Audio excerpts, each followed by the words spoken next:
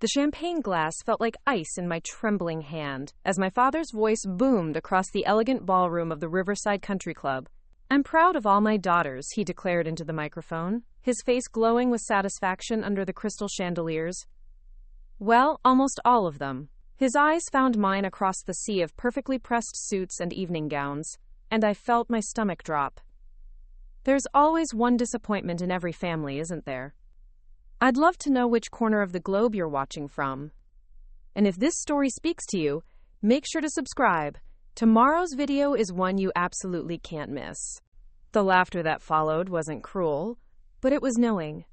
Polite chuckles from colleagues who'd heard him make similar jokes about me before. My sisters, Emma and Claire, shifted uncomfortably at their table, but neither spoke up. They never did. In that moment, wearing my crisp military dress uniform that suddenly felt like a costume, I wasn't Lieutenant General Sarah Mitchell. I was just the daughter who'd never been good enough for David Mitchell's vision of success. What he didn't know, what none of them knew, was that in 3 minutes, everything would change. The Riverside Country Club had always been Dad's kingdom. Mahogany panels lined the walls. Oil paintings of long-dead industrialists stared down at us with disapproving eyes, and the scent of old money hung as thick as the cigar smoke that usually filled these rooms. Tonight was different, though. Tonight was Dad's retirement celebration, marking 43 years as Senior Vice President of Operations at Meridian Defense Contractors. I should have stayed home. Every instinct had told me not to come, but Emma had called 3 times that week, practically begging, "Sarah, you have to be there. Family means everything to Dad, you know that.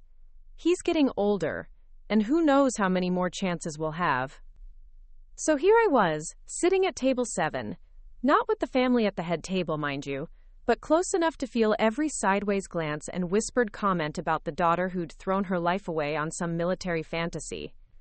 Dad commanded the room like he always had. At 72, David Mitchell still carried himself with the kind of confidence that came from 4 decades of government contracts and Pentagon meetings. His silver hair was perfectly styled, his custom-tailored tuxedo fit like it was sewn onto his frame, and when he spoke, people listened. They had to. Their livelihoods depended on it. "When I started at Meridian," he continued, warming up to his favorite subject, "defense contracting was a gentleman's business. Handshake deals, honor codes, men who understood that protecting America meant building the best equipment for our boys overseas." He paused for effect, scanning the crowd of executives, military liaisons, and Washington insiders who hung on his every word.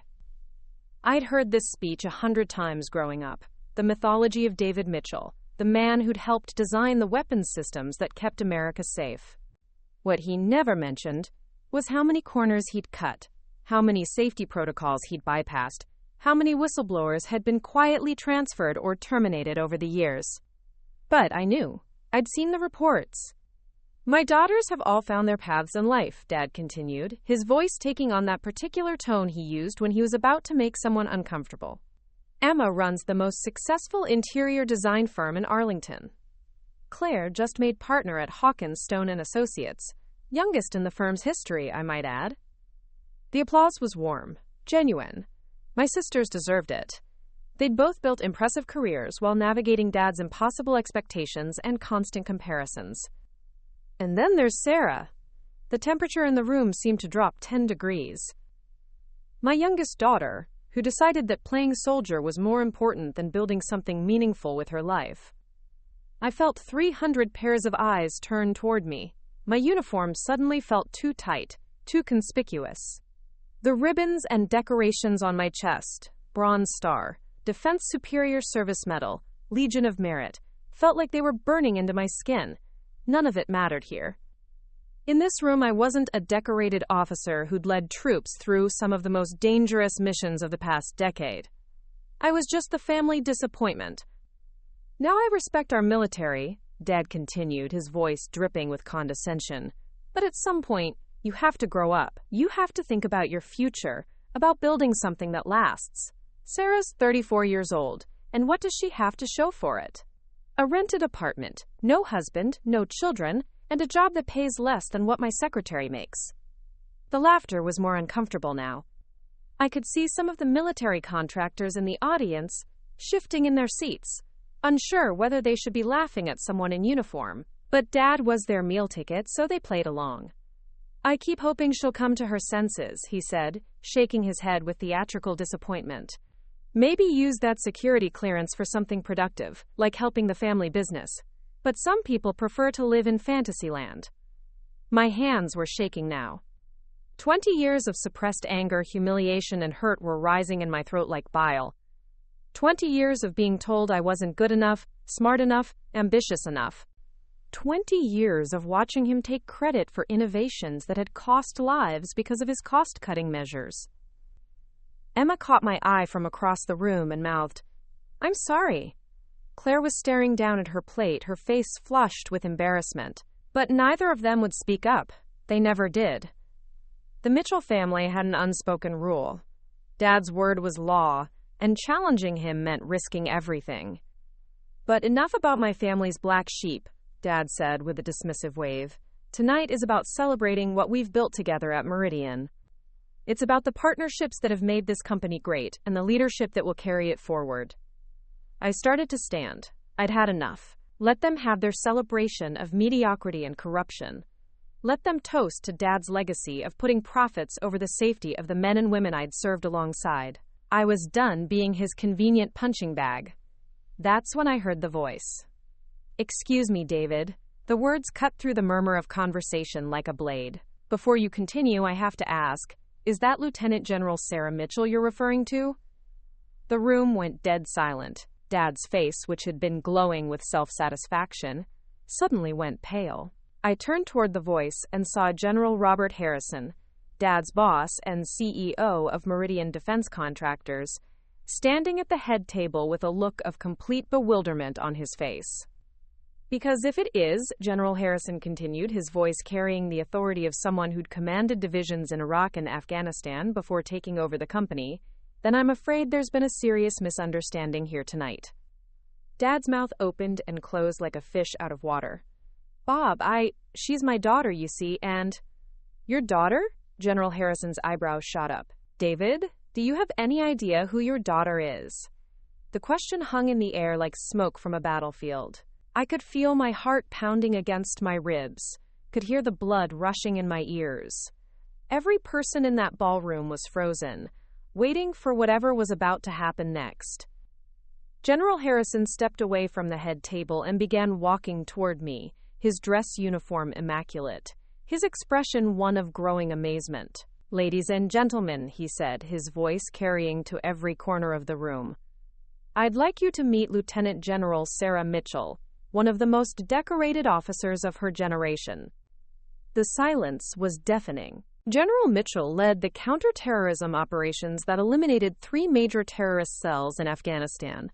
She designed the tactical protocols that saved over 200 American lives during the Kandahar crisis. She's been recommended for promotion to full general twice, and she's currently being considered for a position on the Joint Chiefs of Staff. I could see Dad's face crumbling in real time, the color draining from his cheeks as the full weight of his mistake became clear. "But more importantly for everyone in this room," General Harrison continued, now standing directly beside my table, "General Mitchell is the officer who's been conducting the Department of Defense investigation into contractor fraud and safety violations that's been making headlines for the past 6 months." He turned to look directly at Dad, whose face had gone from pale to ashen gray. "You know, David, the investigation that's been looking into whether certain defense contractors have been cutting corners on equipment safety to maximize profits, the one that's already resulted in 3 major indictments." The room was so quiet I could hear the grandfather clock ticking in the corner. "General Mitchell," General Harrison said, turning back to me with a slight smile, "I don't believe we've been formally introduced. I'm Robert Harrison, CEO of Meridian Defense Contractors. And I have to say, it's an honor to finally meet the officer who's been keeping us all honest." I stood slowly, every eye in the room tracking my movement. When I spoke, my voice was steady, professional, and clear enough for everyone to hear. "The honor is mine, General Harrison, and thank you for the introduction. I was beginning to wonder if anyone here knew who I actually was." The handshake with General Harrison felt like stepping through a portal into a different reality. One moment I was the family embarrassment, the next I was standing in the center of a ballroom full of defense industry elites who were suddenly seeing me for who I actually was. General Mitchell, Harrison continued, his voice carrying across the silent room, I have to admit, I've been hoping to meet you for months. Your reputation precedes you, particularly regarding your work on operational security protocols. Dad remained frozen at the podium, the microphone still clutched in his white-knuckled grip. I could see the calculations running behind his eyes, the desperate attempt to understand how this had all gone so wrong so quickly. I appreciate that, sir, I replied, maintaining military bearing despite the surreal circumstances. Though I have to say, this isn't exactly how I imagined our first meeting would unfold. A few nervous chuckles rippled through the crowd. The tension was palpable, like the moment before lightning strikes. Harrison smiled, the kind of smile that didn't reach his eyes. Yes, well, sometimes the most important conversations happen in unexpected places. He paused, scanning the room filled with contractors, executives, and Washington insiders. Perhaps we could speak privately after the festivities conclude? I believe we have some mutual interests to discuss. A lot of love and effort went into bringing this story to life. If you're enjoying it, we'd be so grateful if you'd subscribe to our channel. Now, back to where we left off. The weight of his words settled over me like armor. This wasn't just a social courtesy. General Harrison knew exactly why I was here, and it had nothing to do with family loyalty. I'd welcome that conversation, General, I said. Dad finally found his voice, though it came out as more of a croak. Bob, I think there might be some confusion here. Sarah's been stationed overseas for years. She's just a regular soldier. David, Harrison's voice cut through Dad's rambling like a scalpel. I think it's time you return to your seat. The dismissal was polite but absolute. In the military hierarchy, there was no mistaking a direct order. Dad's face flushed red, but he had no choice but to step away from the microphone and retreat to the head table, where he sat down heavily, his retirement celebration effectively derailed. The master of ceremonies, a nervous-looking executive from Meridian's PR department, quickly took the microphone. Ladies and gentlemen, let's continue with dinner service while we prepare for the evening's remaining presentations. As conversations slowly resumed around the room, I felt a shift in atmosphere. People were stealing glances at me, whispering urgently to their table mates. The woman they'd dismissed as an embarrassment was suddenly someone worth knowing. Emma appeared at my elbow within minutes, her face a mixture of shock and something that might have been pride. Sarah, I had no idea. I knew you were an officer, but, General? Why didn't you ever tell us? Would it have mattered? I asked quietly. Would Dad have treated me any differently if he'd known? She opened her mouth to respond, then closed it again. We both knew the answer. Claire joined us, her lawyer's instincts clearly working overtime. Sarah, what did General Harrison mean about mutual interests? What kind of investigation are you involved in? Before I could answer, a hand touched my shoulder. I turned to find Colonel James Patterson, Meridian's head of government relations, standing behind me with an expression I couldn't quite read. General Mitchell, he said with crisp military courtesy, Colonel Patterson, 1st Infantry.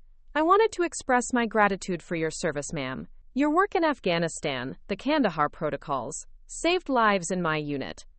The recognition hit me harder than I expected. After years of Dad's dismissal, hearing acknowledgement from a fellow officer felt like oxygen after holding my breath underwater. Thank you, Colonel. That means more than you know. Patterson nodded, then leaned closer, lowering his voice. Ma'am, if I may, there are some of us here tonight who've been hoping someone like you would take an interest in certain irregularities we've observed. Perhaps we could arrange a briefing. The implication was clear. I wasn't the only one who'd noticed problems at Meridian Defense Contractors. There were people inside the company, military officers with consciences, who'd been waiting for someone with the authority and integrity to listen. That could be arranged, Colonel, I said carefully. Through proper channels, of course. Of course, ma'am. As Patterson melted back into the crowd, I realized the evening had become something entirely different from what anyone had expected. What started as my father's moment of triumph had transformed into a networking opportunity I'd never anticipated. Over the next hour, a steady stream of people found reasons to introduce themselves. A Navy commander who worked on submarine contracts expressed concerns about quality control shortcuts. A former Air Force major now working in procurement mentioned discrepancies in material specifications. A civilian engineer spoke in coded language about pressure to approve systems that hadn't completed proper testing. Each conversation was brief, professional, and careful, but the message was consistent. Meridian defense contractors had problems, and there were people inside who wanted them fixed. Meanwhile, Dad sat at the head table like a man attending his own funeral. The confident patriarch who dominated the evening's opening had been replaced by someone who looked smaller, older, and deeply uncertain. My sisters took turns trying to engage him in conversation, but his responses were distracted, his eyes constantly drifting to where I stood, surrounded by industry professionals who clearly respected my expertise. General Harrison watched it all from his position at the head table, occasionally making notes in a small leather portfolio. When our eyes met across the room, he gave me an almost imperceptible nod, acknowledgement that he was seeing exactly what he'd expected to see. The formal program resumed with a series of presentations about Meridian's achievements under Dad's leadership: safety records, cost savings, innovation awards, customer satisfaction metrics. All impressive numbers, all carefully selected to paint a picture of unqualified success, but I knew how to read between the lines. Safety records that didn't include certain classified incidents. Cost savings that came from cutting corners on materials testing. Innovation awards for systems that had later required expensive retrofits. Customer satisfaction from clients who didn't know about the problems that had been concealed from them. During a presentation about Meridian's zero-incident safety record, I caught Colonel Patterson's eye. The slight shake of his head confirmed what I already suspected. The numbers were creative fiction. As the evening wound down, guests began filtering out in small groups, but not before many made a point of stopping by my table. Business cards were exchanged, invitations extended, connections made. Within 2 hours, I'd gone from family outcast to one of the most sought-after people in the room. Emma and Claire stayed close, still processing the dramatic shift in their understanding of their sister. "Sarah," Emma said during a quiet moment, "I owe you an apology. We all do. We should have stood up to Dad years ago." "You couldn't have known," I replied, though we both understood that wasn't entirely true. They'd chosen not to look too closely, not to ask too many questions. It was easier to accept Dad's version of reality than to challenge it. "What happens now?" Claire asked with her typical lawyer's directness. I looked across the room at Dad, who was finally talking to General Harrison in what appeared to be an increasingly tense conversation. Harrison's body language was professional but cold, and Dad's confident demeanor had completely evaporated. "Now I do my job," I said simply. General Harrison approached our table as the crowd continued to thin. "General Mitchell, if you have a few minutes, I believe that conversation we discussed would be timely." I stood, smoothing my dress uniform. "Of course, sir." As I followed Harrison toward a private dining room adjacent to the main ballroom, I felt the weight of the moment settling around me. This wasn't just about my relationship with Dad anymore. This was about justice, accountability, and the responsibility I'd sworn to uphold when I first put on this uniform. Behind me, I could hear Dad's voice, strained and urgent, calling after Harrison. "Bob, please, let me explain. There's been a misunderstanding." But Harrison didn't turn around, and neither did I. Some conversations were 20 years overdue, and some explanations came too late to matter. The private dining room was elegant, but sterile, with a conference table that could seat 12 and floor-to-ceiling windows overlooking the Potomac River. Harrison closed the door behind us and gestured for me to take a seat. "General Mitchell," he began, settling into the chair across from me, "I think it's time we discussed why you're really here tonight." The private dining room felt like a war room as General Harrison closed the door behind us. The sounds of the retirement party faded to a distant murmur, leaving us in the kind of sterile silence where careers are made and destroyed. "Before we begin," Harrison said, pulling out his phone and placing it face down on the polished mahogany table, "I need to know, are you recording this conversation?" "No, sir, are you?" "No." He leaned back in his chair, studying me with the calculating gaze of someone who'd spent decades navigating the treacherous waters between military service and corporate interests. Good, because what I'm about to tell you could end both our careers if it reaches the wrong ears. I maintained my composure, though my pulse quickened. I'm listening, General. Harrison opened the leather portfolio he'd been carrying and slid a thin manila folder across the table. 3 months ago, I received a classified briefing from the Pentagon's Inspector General. They've been tracking a pattern of equipment failures in theater, failures that shouldn't be happening with properly manufactured gear. I opened the folder. Inside were incident reports, failure analysis documents, and photographs that made my stomach clench. Body armor that had failed catastrophically. Communication equipment that had malfunctioned during critical operations. Vehicle components that had broken down in combat zones. Every piece of failed equipment, Harrison continued, can be traced back to a specific manufacturing run at Meridian facilities. Components that passed inspection but failed under real-world conditions. I studied the dates, cross-referencing them with what I knew about Meridian's production schedules. A pattern began emerging, one that aligned with cost-cutting initiatives Dad had championed over the past 5 years. The Inspector General's office has been conducting a quiet investigation, Harrison said, but they needed someone with operational experience, someone who understands both the technical specifications and the human cost of equipment failure. Someone like me. Exactly. Your background in combat operations, combined with your engineering degree from West Point and your current security clearance, makes you uniquely qualified to lead this investigation. I closed the folder, processing the implications. Sir, are you asking me to investigate my own father's company? Harrison's expression softened slightly. I'm asking you to investigate potential fraud that may have cost American lives. The fact that your father worked here, as of tonight, is unfortunate, but irrelevant to the mission. The weight of responsibility settled on my shoulders like a familiar burden. I'd carried similar weight in Afghanistan, making decisions that affected the lives of soldiers under my command. But this felt different. More personal. More complicated. What resources would be available for this investigation? Full access to Meridian facilities, manufacturing records, quality control data, and personnel files. A team of military auditors, forensic accountants, and technical specialists. Direct reporting authority to the Pentagon's Inspector General. Harrison pulled out another document, official Pentagon letterhead with multiple signatures and stamps. This is your authorization should you choose to accept it. Effective immediately, you would be assigned as Special Investigator for Defense Contractor Oversight, with the temporary rank of Brigadier General for the duration of the investigation. I stared at the document, a promotion, a prestigious assignment, and the chance to ensure that the equipment protecting American soldiers met the standards they deserved. Everything I'd worked toward in my military career was being offered to me on a silver platter. The catch was obvious. Accepting meant destroying my father's legacy and potentially sending him to prison. I need to know, I said carefully, how long has this investigation been planned? Did you know who I was before tonight?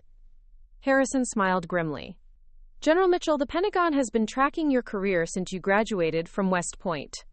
When your name came up on the Meridian employee family roster during our preliminary research, it seemed like providence. But I'll be honest, I didn't expect your father to hand us such a perfect opening tonight. So this was always going to happen. The investigation? Yes. Your involvement? That depended on whether you were the officer your record suggested you were, or just another Mitchell looking to protect the family business.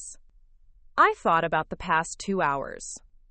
The humiliation, the revelation, the gradual understanding that Dad's empire might be built on the kind of corruption that got soldiers killed. The decision felt inevitable. Where do we start? Harrison's smile was genuinely pleased. We start with the manufacturing records for the past 5 years, every quality control report, every material specification change, every cost reduction initiative. We build a timeline and see where it leads us. He handed me a secure phone and a set of credentials. Your team will be assembled by Monday morning. You'll have offices in the Pentagon and full access to Meridian facilities starting Tuesday. The cover story is that you're conducting a routine efficiency review for future contract negotiations. And my father? What about him? He's not stupid, General. He'll know something is happening.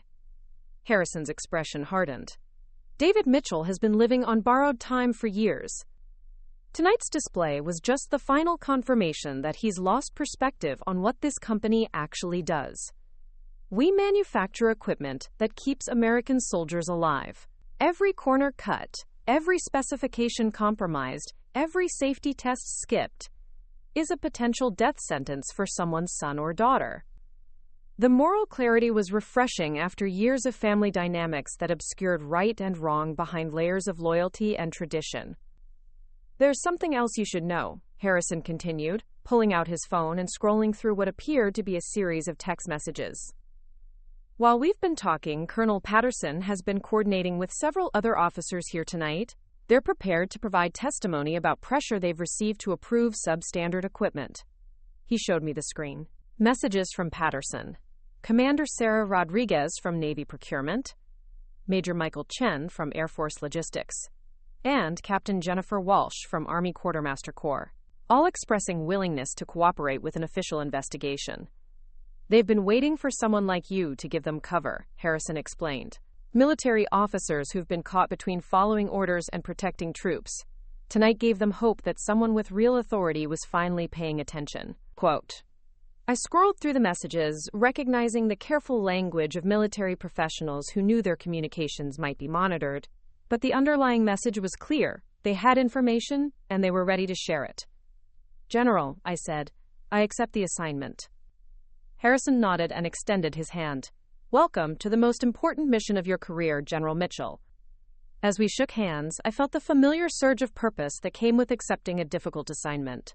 But underneath it was something else, a cold anger that had been building for 20 years. There's one more thing, I said. I want full authority to pursue this investigation wherever it leads, regardless of who gets implicated. Including your father?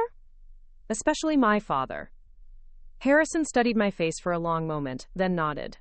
That's exactly what I hoped you'd say. When we emerged from the private dining room, the main ballroom was nearly empty. The cleanup crew was already stacking chairs and clearing tables. Dad sat alone at the head table, still in his tuxedo but looking disheveled and defeated. Emma and Claire were waiting near the entrance, their evening bags clutched tightly as if they were anchoring themselves against uncertainty. Sarah, Emma called as I approached. Dad's been asking for you. He wants to talk. I looked across the room at him. 72 years old, sitting in the ruins of what should have been his triumph, finally understanding that the daughter he'd dismissed might hold his future in her hands. Tell him, I said quietly, that we'll have plenty of time to talk soon. As I walked toward the exit, I heard footsteps behind me. Dad's voice, strained and desperate, called out across the empty ballroom. Sarah, please, we need to discuss this like adults. I think there's been a misunderstanding about what I do at Meridian, about what the company stands for. I stopped but didn't turn around. Dad, for the first time in 20 years, I think we both understand exactly what Meridian stands for. The silence that followed me out of the country club was heavy with implications. By Monday morning, everything would change. The investigation would begin, the evidence would be gathered, and the truth would emerge. But first, I had a weekend to prepare for war. Monday morning arrived with the precision of a military operation. At 0800 hours, I walked into the Pentagon's E-ring, carrying a fresh cup of coffee and the weight of a mission that would either vindicate 20 years of service or destroy what remained of my family. My new office was on the 4th floor, tucked between the Inspector General's suite and the Defense Contract Management Agency. The nameplate on the door read, BGS Mitchell, Special Investigator, Defense Contractor Oversight. Seeing my name with the Brigadier General designation still felt surreal. Inside, 3 desks had been arranged in a semicircle, facing a wall-mounted display screen. 2 people were already waiting. Lieutenant Colonel Maria Santos, a forensic accountant with sharp eyes and a reputation for finding money trails that others missed, and Chief Warrant Officer Tech Specialist David Kim, whose expertise in materials engineering had earned him respect throughout the defense industry. General Mitchell, Santos stood and saluted crisply. Ready to follow the money, ma'am. Kim followed suit. And ready to see where the science went wrong, General. Within an hour, we had our first breakthrough. Kim had spent the weekend analyzing the failure reports from Harrison's folder, cross-referencing them with Meridian's production schedules and material procurement records. Ma'am, look at this pattern, Kim said, projecting data onto the wall screen. Every failed component came from production runs that occurred within 2 weeks of major cost reduction initiatives. The timing is too consistent to be coincidental. Santos added her findings. The financial records show systematic substitution of cheaper materials during these same periods. Titanium alloy specifications changed to standard steel. Kevlar fiber density reduced by 15%. Electronic component grades downgraded from military to commercial specifications. I studied the timeline. Each cost-cutting measure coincided with quarterly earnings calls, where Meridian had promised improved profit margins to investors. The pattern was clear. When Wall Street demanded better numbers, corners got cut in the factory. Who authorized these changes? I asked. Santos slid a stack of documents across the desk. Every single modification was signed off by the Senior Vice President of Operations. My father's signature appeared on dozens of authorization forms, each one trading soldiers' safety for shareholder profits. General, Kim added quietly, there's something else. These aren't just cost-cutting measures. Some of these substitutions actually make the components more likely to fail under combat stress. It's almost like someone wanted them to fail, I finished. The implication was staggering. Not just negligence, but potential sabotage disguised as cost savings. My secure phone buzzed with a text from Colonel Patterson. Urgent. Can you meet? Found something you need to see. Patterson was waiting in the Pentagon's north parking lot, standing beside a black SUV with tinted windows. His usually composed demeanor showed cracks of barely controlled anxiety. General, we need to drive while we talk, he said, opening the passenger door. I think my office might be compromised. As we pulled onto I-395, Patterson handed me a manila envelope. These are copies of email exchanges I found buried in Meridian's server archives. They were deleted from the main system, but IT never purged the backup servers. The emails were damning, conversations between Dad and several board members discussing acceptable failure rates and plausible deniability. Worse, there were communications with foreign entities. Chinese manufacturers offering to supply substandard components at dramatically reduced costs. My God, I breathed, reading an email chain from 18 months ago. They were deliberately importing defective materials and marking them as meeting U.S. military specifications. It gets worse, Patterson said grimly. Look at the dates of those email exchanges. I checked the timestamps. The conversations had occurred during the exact period when I was deployed to Afghanistan, leading the counterterrorism operations that had made my career. While I was risking my life with equipment that might have been deliberately sabotaged, my own father was orchestrating the sabotage. General, there's something else. After Saturday night's dinner, word got around Meridian pretty quickly about what happened. This morning, several people approached me with information they'd been afraid to share before. Patterson pulled into a parking garage and handed me a thick folder. Witness statements. Photos of manufacturing processes that violate safety protocols. Records of quality control inspectors who were fired for refusing to approve substandard equipment. The evidence was overwhelming. Meridian Defense Contractors wasn't just cutting corners. It was running a systematic operation to defraud the U.S. military while putting American lives at risk. Colonel, who else knows about this?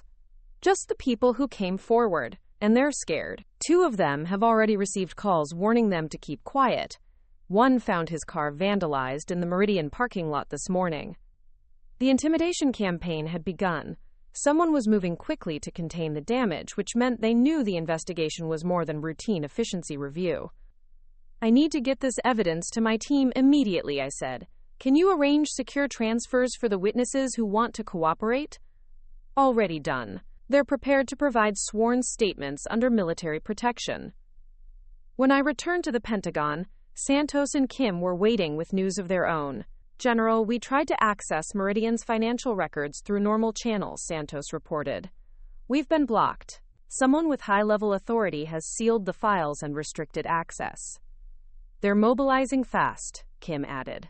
I also got word from contacts at Meridian that security has been increased around the manufacturing facilities. No unauthorized personnel allowed, and several areas have been declared off-limits for routine maintenance. The pieces were falling into place. Dad and his allies weren't just going to roll over and accept the investigation. They were preparing to fight back with everything they had. My secure phone rang. General Harrison's name appeared on the display. Mitchell here. General, we have a problem. David Mitchell has retained Kellerman, Blackstone and Associates. I felt my stomach drop.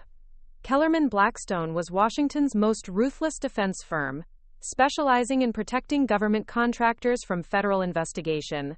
They had a reputation for using every legal technicality, political connection, and dirty trick available to shield their clients.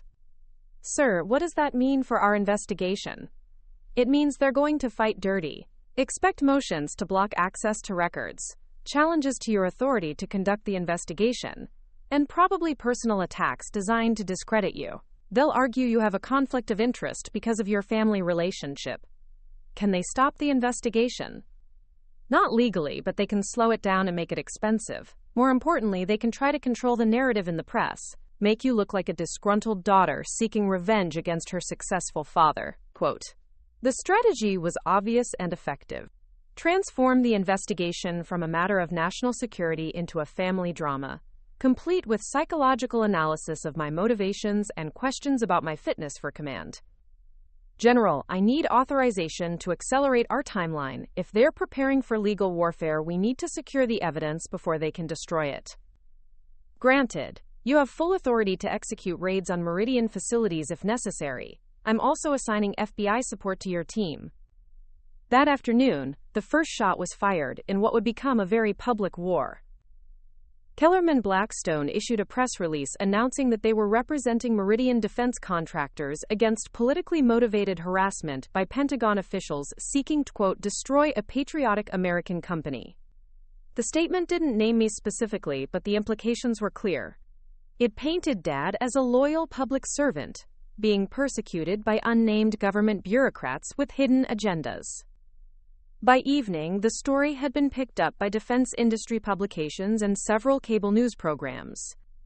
The narrative was already shifting from investigation into contractor fraud to Pentagon power struggle threatens American jobs. Emma called that night, her voice tight with stress. Sarah, what's happening? Dad's lawyers are saying you're trying to destroy the company out of spite. They're talking about filing complaints against you for abuse of authority. Emma, I can't discuss the details of an ongoing investigation. But this is family. Surely you can tell me if Dad's really in trouble, or if this is just some bureaucratic misunderstanding. The pain in her voice was real. Emma had built her life around the assumption that our family was fundamentally good, that Dad's success was earned through honest work and legitimate achievement. The possibility that it was all built on fraud and corruption was threatening everything she believed about our identity. I can tell you this, I said carefully. The investigation is about protecting American soldiers, not settling family scores. Whatever happens, it's because evidence leads there, not because of personal feelings. Sarah, please, if there's any way to handle this quietly, without destroying Dad's reputation. Some things are more important than reputation, Emma. The silence that followed told me everything I needed to know about where my family's loyalties lay. They would choose Dad's version of reality over truth, comfort over justice, family harmony over accountability. That night, I sat in my apartment reviewing the evidence we'd gathered, knowing that tomorrow would bring escalation from every direction. Dad's legal team would attack the investigation's legitimacy. The media would question my motives. My family would pressure me to back down. But the photos of failed equipment, the casualty reports, and the emails detailing deliberate fraud told a story that couldn't be ignored or explained away. The war had begun, and I was ready to fight it. The subpoenas went out at dawn on Wednesday morning, served simultaneously at Meridian's corporate headquarters, 3 manufacturing facilities, and Dad's personal residence in McLean. By the time I arrived at the Pentagon at 0700, my secure phone was already buzzing with calls from Harrison, the Justice Department, and reporters who'd somehow gotten wind of the coordinated action. Federal agents are at Meridian right now, Santos reported as I entered our war room. FBI Computer Crimes Unit is imaging all servers. Our materials team is on site at the Virginia Beach facility collecting samples from current production runs. Kim pulled up live feeds from the raids on our wall display. Agents and FBI windbreakers were carrying boxes of documents from Meridian's executive offices, while employees stood in clusters, watching their workplace transform into a crime scene. Any resistance? I asked. Kellerman's people showed up within 30 minutes, Santos replied. They're trying to block access to certain files, claiming attorney-client privilege. But Judge Morrison signed our warrants with pretty broad language. My phone rang. The caller ID showed a number I recognized but hadn't seen in months. Claire's law firm. Sarah, we need to talk. Claire's voice was strained, professional. I'm calling as an attorney, not as your sister. Go ahead. Kellerman, Blackstone has filed a motion in federal court to halt your investigation. They're alleging prosecutorial misconduct, conflict of interest, and violation of due process rights. They want you removed from the case and all evidence suppressed. I felt my jaw tighten. On what grounds? They're arguing that you have a personal vendetta against Dad, that your military record shows a pattern of insubordination and reckless decision-making, and that you've exceeded your authority as a special investigator. Quote, the attack was personal and professional simultaneously. Exactly what I'd expected from Kellerman's reputation. Claire, are you representing them? The pause told me everything. Sarah Hawkins Stone has been retained as local counsel on the motion. I didn't choose this assignment, but I can't recuse myself without compromising my partnership track. My own sister was now officially part of Dad's legal defense team. The family lines had been drawn. I understand, I said quietly. Do what you have to do. Sarah, for what it's worth, I think you're doing the right thing, but I also think this is going to destroy all of us before it's over. That afternoon, the hearing on Kellerman's motion took place in Judge Morrison's courtroom in the Eastern District of Virginia. The gallery was packed with reporters, defense industry executives, and military personnel. I sat at the government's table with Assistant U.S. Attorney Rebecca Chen, while Dad occupied the front row behind Kellerman's team of 5 attorneys. He looked older than he had at the retirement dinner, his confidence replaced by the tight-lipped determination of someone fighting for survival. When our eyes met across the courtroom, I saw something I'd never seen before. Fear. Kellerman's lead attorney, Marcus Kellerman himself, was a silver-haired veteran of Washington Power Games. His opening argument was surgical in its precision. Your Honor, this investigation is not about protecting American soldiers or ensuring contractor compliance. It's about a military officer using the power of her position to settle personal scores against a father who never gave her the approval she craved. He gestured toward me without looking. General Mitchell has a documented history of conflict with her family, a psychological profile that shows difficulty with authority figures, and a career marked by aggressive tactics that often exceeded operational parameters. Chen objected to the psychological characterization, but Kellerman had planted the seed. The defense strategy was clear. Paint me as an unstable officer using federal resources to wage a personal war. Furthermore, Kellerman continued, General Mitchell's investigation has relied on evidence obtained through improper channels, witness testimony coerced through intimidation, and raids conducted without proper legal foundation. The entire investigation is tainted by personal animus and procedural violations. Quote, when Chen rose for our response, her argument was straightforward and devastating. Your Honor, the evidence speaks for itself. Meridian defense contractors systematically defrauded the United States military by substituting substandard materials in critical equipment. This fraud directly contributed to equipment failures that resulted in American casualties. She projected photos onto the courtroom display, images of failed body armor, fractured vehicle components, malfunctioning communication devices. The human cost was undeniable. The defense wants to make this about family dynamics, but this investigation is about preventing future casualties. General Mitchell was assigned to this case because of her unique qualifications, not because of her family connections. Her relationship to Mr. Mitchell is irrelevant to the evidence of systematic fraud. Chen then played audio recordings Patterson had recovered, conversations between Dad and foreign suppliers discussing how to disguise defective materials as meeting military specifications. The courtroom fell silent as Dad's voice filled the room, casually discussing, quote, acceptable failure rates and, quote, cost optimization strategies. When the recordings ended, Judge Morrison's expression was grim. Mr. Kellerman, does your client dispute the authenticity of these recordings? Kellerman's confidence had visibly shaken. Your Honor, we maintain that these conversations have been taken out of context, and that any decisions made were within the scope of normal business operations. Normal business operations that resulted in equipment failures and military casualties? Alleged failures, Your Honor. Correlation is not causation. Judge Morrison wasn't buying it. After a brief recess, he returned with his ruling. The motion to halt the investigation is denied. While the court recognizes the unusual family dynamics involved, the evidence of potential fraud is too substantial to ignore. General Mitchell's assignment appears appropriate given her qualifications, and any personal considerations do not invalidate the investigation's necessity. As the courtroom cleared, Dad approached the government's table. Security immediately stepped forward, but I nodded for them to allow it. Sarah, he said quietly, you're destroying everything I've built, everything our family represents. Dad, I'm protecting everything you should have been protecting all along. His face hardened. You'll regret this. When the whole story comes out, when people see what you've really done to your own family, you'll understand the cost of your righteousness. That evening, the story exploded across national media. Cable news networks led with, Military Contractor Fraud Investigation Targets Executive's Own Daughter, and Pentagon General Investigates Father's Company. The narrative was exactly what Kellerman had wanted, family drama overshadowing allegations of fraud. But the audio recordings had leaked, and they changed everything. Within hours, #Meridian Scandal was trending on social media. Veterans organizations began calling for congressional hearings. Military families shared stories of equipment failures that suddenly made sense in light of the investigation. Emma called that night, sobbing, Sarah, the media is camping outside my house. Claire's law firm is getting death threats.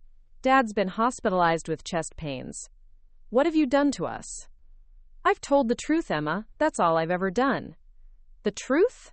You've destroyed our father's reputation, our family's name, our relationships with everyone we know. For what? Some bureaucratic investigation that you could have handled quietly? Emma, American soldiers died because of equipment that failed due to Dad's cost-cutting measures. How exactly was I supposed to handle that quietly? You could have warned him, given him a chance to fix things internally. Instead, you turned this into a public spectacle. The conversation ended with Emma hanging up, but her words echoed in my mind. Part of me wondered if there had been another way, a path that could have achieved justice without destroying everything my family had built. But then I thought about the casualty reports, the photos of failed equipment, the audio recordings of Dad casually discussing acceptable failure rates. Some lines, once crossed, couldn't be uncrossed. Thursday brought new revelations as our expanded team of FBI agents and military investigators dug deeper into Meridian's operations. Kim discovered evidence of a parallel supply chain, legitimate materials for inspection samples, substandard materials for actual production. Santos found offshore accounts where kickbacks from foreign suppliers had been deposited. Most damaging of all, we uncovered internal Meridian emails discussing specific military units that would be receiving equipment from compromised production runs. Dad and his team had known which soldiers would be at risk, and they'd shipped the equipment anyway. The evidence was building towards something much larger than simple fraud. This was approaching treason, deliberately compromising American military capability for profit. Friday afternoon, Assistant U.S. Attorney Chen called with news that would change everything. Sarah, the grand jury has voted to indict 23 counts, including conspiracy, fraud, and violations of the Defense Production Act. We're going to arrest your father on Monday morning. I sat in my Pentagon office, staring out at the Potomac River as the weight of the moment settled over me. In 4 days, I'd gone from family disappointment to the person responsible for sending my father to prison. The investigation was no longer about proving fraud. It was about determining how many people would go down with David Mitchell when his empire finally collapsed. Monday morning arrived with the inevitability of thunder after lightning. At 06:00 hours, FBI agents arrested David Mitchell at his McLean residence on 23 federal charges. The news broke while I was reviewing final evidence packets in my Pentagon office, and within minutes, my secure phone was ringing nonstop. "It's done," Assistant U.S. Attorney Chen reported. "He's being processed at the federal courthouse. Arraignment is scheduled for 1,400 hours." I stared at the arrest photo that appeared on news websites within the hour. Dad in handcuffs, looking smaller than I'd ever seen him, his silver hair disheveled, and his face etched with the kind of shock that comes when consequences finally arrive. The arraignment was a media circus. Reporters packed the courthouse steps. Cameras tracked every movement. And protesters from veterans organizations carried signs reading, quote, "Justice for our fallen," and, quote, "Contractor greed kills." Inside the courtroom, Dad sat between his legal team, no longer the commanding presence who dominated Saturday's retirement dinner. When Judge Morrison read the charges, conspiracy to defraud the United States, violations of the Defense Production Act, wire fraud, money laundering, Dad's face remained expressionless. But I watched his hands tremble as the potential sentences were announced. If convicted on all counts, he faced 47 years in federal prison. "How does the defendant plead?" Judge Morrison asked. Marcus Kellerman stood. "Not guilty on all charges, Your Honor." Quote, "The plea was expected, but hearing it still felt like a final break between the father I'd once admired and the man who'd chosen profit over American lives. There would be no acknowledgement of wrongdoing, no acceptance of responsibility, no recognition of the harm his decisions had caused."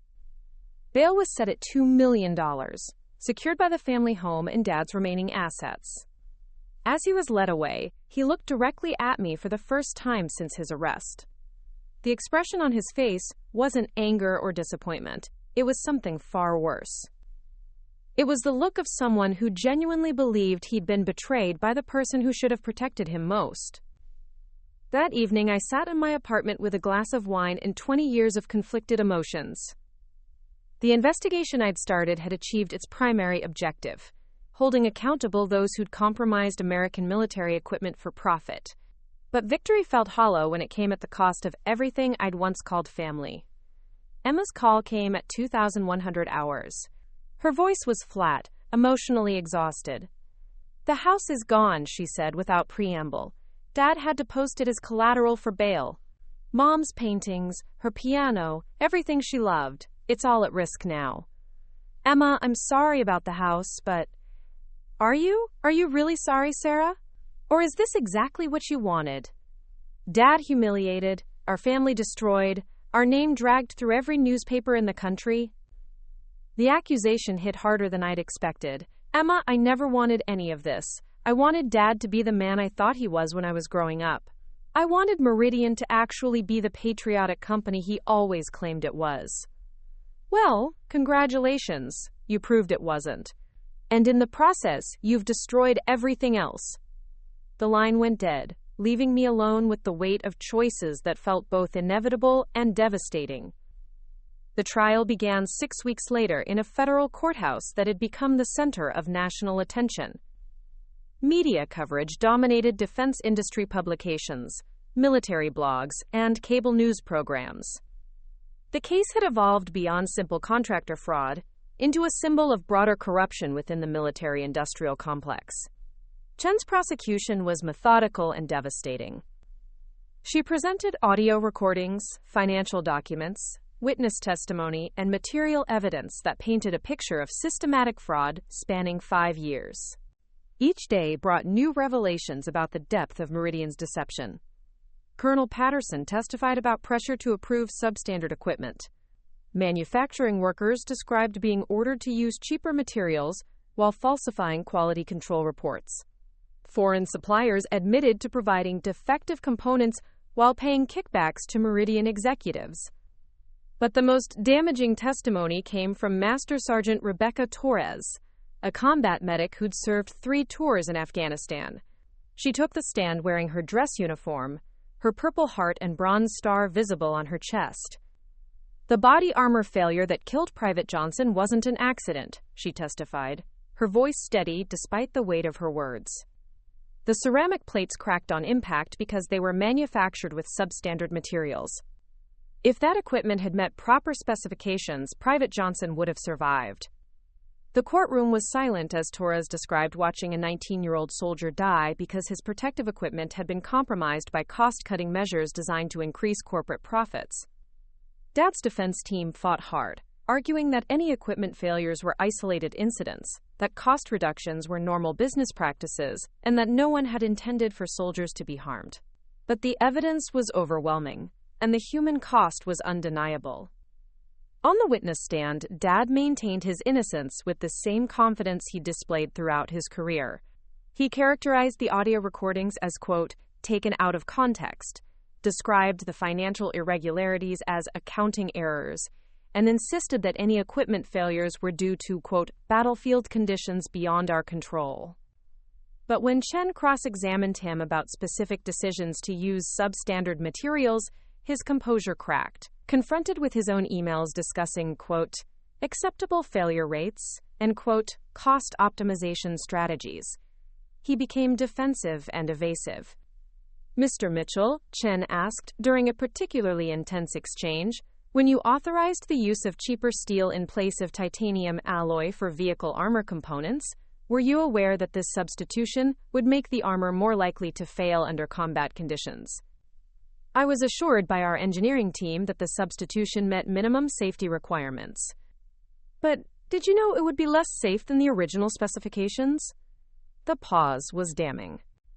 "All business decisions involve calculated risks. So you knowingly accepted increased risk to American soldiers in order to reduce manufacturing costs?"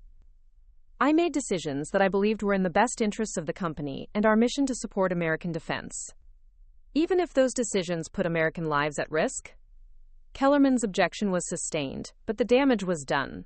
Dad had essentially admitted that he'd prioritized corporate interests over soldier safety. The jury deliberated for 3 days. When they returned, the foreman's voice was clear and unwavering. Guilty on all counts. Dad showed no emotion as the verdict was read, but I watched something fundamental break inside him. The man who'd built his identity around success and control had been publicly and definitively judged as a fraud. Judge Morrison scheduled sentencing for the following month, but the immediate aftermath was swift and merciless. Meridian's stock price collapsed, government contracts were canceled, and the company filed for bankruptcy within a week. Hundreds of employees lost their jobs, though most quickly found positions with competitors who were eager to hire experienced defense workers. Dad's assets were frozen pending restitution calculations. The family home was seized, along with bank accounts, investment portfolios, and personal property. Everything he'd accumulated over 4 decades of work disappeared in a matter of days. But the most significant immediate consequence was the ripple effect throughout the defense industry. Congressional hearings were announced. New oversight regulations were proposed. Other contractors began voluntary compliance reviews, terrified that they might be next. The system that had allowed Dad's corruption to flourish was finally being forced to change, and that felt like victory even in the midst of personal devastation. 2 weeks after the verdict, I received an unexpected visitor at my Pentagon office. General Harrison knocked once and entered, his expression unreadable. "Congratulations, General Mitchell. The President has decided to nominate you for promotion to Major General and assignment as Director of Defense Contract Oversight. If confirmed by the Senate, you'll be responsible for preventing another Meridian situation from ever happening again." Quote, "The offer was everything I'd worked toward in my military career. A promotion, a prestigious assignment, and the chance to build systemic reform into the defense procurement process. But it also meant accepting that the investigation that had destroyed my family would now define the rest of my professional life. Sir, I'm honored by the confidence, but I need to ask, is this promotion related to my performance on the Meridian investigation?" Harrison smiled. "General, this promotion is because you proved that some things are more important than personal comfort. The country needs officers who will choose duty over convenience, truth over family loyalty, and justice over reputation. As I considered the weight of his words, I realized that the real verdict wasn't what the jury had decided about Dad. It was what I'd decided about myself when I chose to pursue the investigation, despite the personal cost. I accept the nomination, sir. Good, because the real work is just beginning. 6 months later, I stood in the Rose Garden as President Williams administered the oath for my promotion to Major General. The ceremony was smaller than usual. Just essential personnel and a handful of reporters who'd followed the Meridian story from beginning to end. Emma and Claire were notably absent, though I'd sent them invitations knowing they wouldn't come. Do you solemnly swear to support and defend the Constitution of the United States against all enemies, foreign and domestic? The president asked. I solemnly swear, I replied, the words carrying weight beyond the familiar ritual. After everything that had happened, the oath felt like a recommitment to principles that had been tested in the most personal way possible. As the president pinned the new stars on my uniform, I caught sight of a familiar face in the small crowd. Master Sergeant Torres, the medic who'd testified about Private Johnson's death, stood at attention with tears streaming down her face. Her presence reminded me why the sacrifice had been worthwhile. The sentencing hearing had taken place 3 weeks earlier in the same courthouse where Dad's trial had unfolded. Judge Morrison had shown no mercy, delivering the maximum sentence allowed under federal guidelines, 35 years in federal prison, with no possibility of parole for 15 years. At 72, it was effectively a life sentence. Mr. Mitchell, the judge had said before pronouncing the sentence, your actions represent a fundamental betrayal of the trust placed in defense contractors. American soldiers depended on the equipment your company manufactured, and you deliberately compromised their safety for financial gain. The court cannot and will not treat such conduct lightly. Dad had stood silently as the sentence was read, his legal team having exhausted every possible appeal and motion for leniency. When given the opportunity to address the court, he'd spoken for less than a minute. I maintain my innocence of any intentional wrongdoing, he'd said, his voice barely audible. I dedicated my career to supporting American defense, and I regret that my efforts have been mischaracterized. Even facing 3 decades in prison, he couldn't bring himself to acknowledge the harm his decisions had caused. There had been no apology to the families of soldiers killed by faulty equipment, no recognition of the betrayal of trust, no acceptance of responsibility. After the sentencing, I'd waited in the courthouse hallway, hoping Dad might want to speak privately before being transported to federal prison. When the bailiffs brought him out in shackles, our eyes met for what I knew would be the last time. He'd stopped walking and looked at me with an expression I couldn't interpret. Sarah, he'd said quietly, I hope you can live with what you've done. I hope you can learn to live with what you did, I replied. The bailiffs had led him away, and I'd watched my father disappear into the federal prison system, where he would spend the remainder of his life. Now, standing in the Rose Garden with new stars on my uniform and the weight of institutional reform on my shoulders, I felt the complex mixture of triumph and loss that had defined the past year. The investigation had succeeded beyond anyone's expectations, not just punishing wrongdoing, but catalyzing systematic changes that would protect future generations of service members. The Defense Contract Oversight Office I now directed employed 200 investigators, auditors, and technical specialists. We'd implemented real-time monitoring systems, mandatory quality inspections, and whistleblower protections that made another Meridian-style fraud virtually impossible. More importantly, we'd changed the culture. Defense contractors now knew that someone was watching, that corners couldn't be cut without consequences, that the lives of American soldiers were not acceptable collateral damage for improved profit margins. President Williams concluded the ceremony with remarks that emphasized the importance of accountability in government service. Major General Mitchell represents the best of American military leadership, he said. She chose duty over convenience, truth over comfort, and justice over personal loyalty. These are the qualities we need in leaders who protect our national security. As the crowd dispersed, General Harrison approached with a folder containing my first assignment as Director of Defense Contract Oversight. 3 more companies under investigation, he said with a slight smile. Looks like your work is just beginning. I opened the folder and scanned the preliminary reports. Similar patterns of cost-cutting, material substitution, and quality control failures. The Meridian investigation had apparently inspired other whistleblowers to come forward with evidence of contractor fraud. Sir, how many more companies do we think might be involved in similar schemes? Honestly, we're probably looking at systematic problems throughout the industry.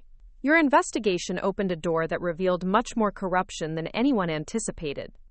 That evening, I sat in my new Pentagon office, larger than my previous space, with windows overlooking the Potomac and walls lined with commendations from military units whose equipment I'd helped protect. The weight of institutional responsibility felt different from the focused intensity of a single investigation. My secure phone buzzed with a text from Colonel Patterson, now serving as my deputy director. Ma'am, preliminary report on Excalibur defense ready for your review. Similar patterns to Meridian. Looks like we have another fight ahead. I smiled as I typed back, schedule briefing for 0800, time to get back to work. The personal cost of the Meridian investigation would never fully heal. My relationship with Emma and Claire remained fractured, possibly permanently. The family gatherings, shared holidays, and simple comfort of unconditional support were casualties of choosing justice over loyalty. But sitting in my office with evidence of new contractor fraud spread across my desk, I felt the familiar surge of purpose that had driven my military career. There were more David Mitchells out there, more companies prioritizing profits over the lives of American soldiers, more corruption hidden behind patriotic rhetoric and government contracts. The fight for accountability was far from over, and I was ready to lead it. As I prepared to leave for the evening, I caught my reflection in the office window, a two-star general whose uniform bore the weight of choices that had defined both my career and my character. The woman looking back at me was someone my younger self would be proud to become, even if she'd had to sacrifice her father to get there. Tomorrow would bring new challenges, new investigations, and new opportunities to ensure that American soldiers received the protection they deserved. The work would continue, one contractor at a time, until the entire system prioritized honor over profit. In the end, that was worth any personal price I'd had to pay. Looking for more? We've got 2 amazing stories ready for you right on screen. If this one touched you, these are absolutely worth your time. Click to watch them now. And hey, subscribe and hit that bell to never miss our latest uploads.